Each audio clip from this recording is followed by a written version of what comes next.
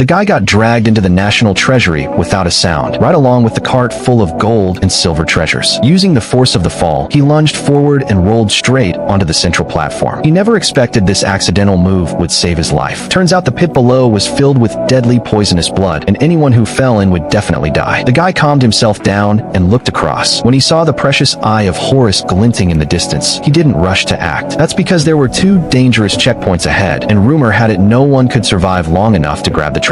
Lucky for him, he'd come prepared. After just glancing at the blueprints twice, he figured out the key to the first checkpoint was those small mirrors on the ground. So he lit a torch, held it behind him to cast his shadow, and as soon as the shadow covered the small mirrors on the ground, the trap was triggered instantly.